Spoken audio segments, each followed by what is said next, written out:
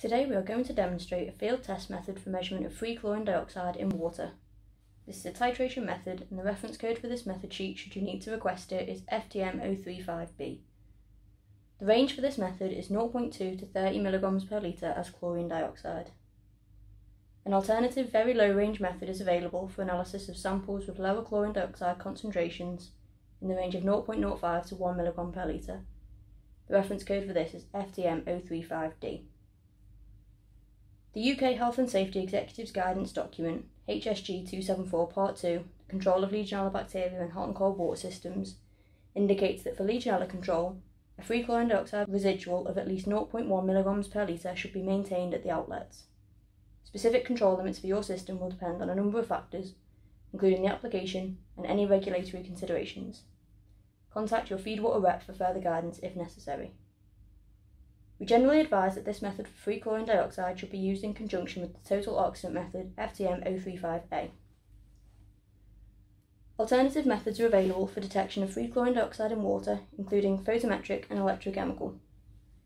Test selection depends on cost, accuracy required, complexity of the method, and ultimately suitability for your specific application. Your feedwater rep can help you choose the most suitable method. Before demonstrating the test, we would like to talk quickly about sampling. It is important to remember that chlorine dioxide is a gas and can easily be lost from water samples through agitation. So don't sample from outlets that spray the water into your container. Take the sample with minimal agitation. We recommend that you should fill your sample container until the tap end is submerged, and then continue to overflow the container for several volumes.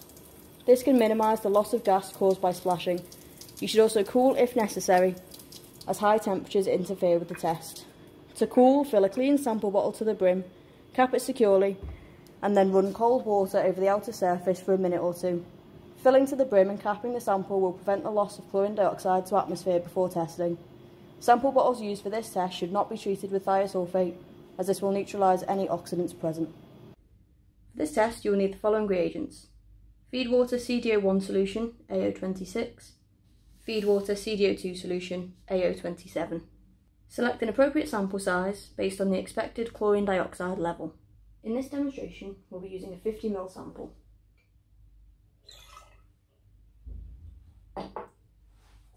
Add the specified number of drops of CD01 as written in the reference table, which in this case is 15, and swirl to mix.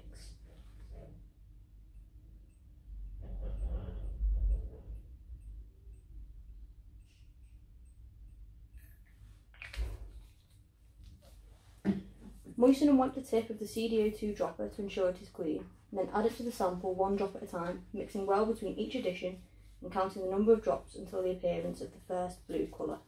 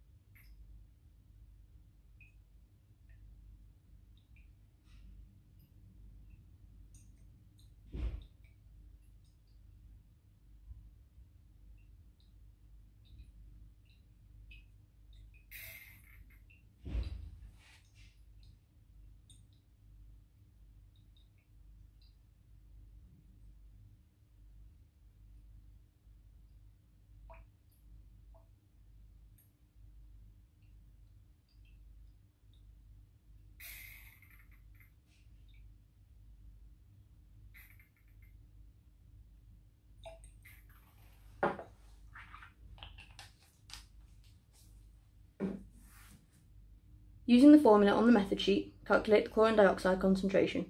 The factor changes depending on the sample volume used. For example, if a 50 ml sample was used and 10 drops of CD02 were needed, then you'd multiply 0.05 by 10, which gives a chlorine dioxide level of 0.5 ppm.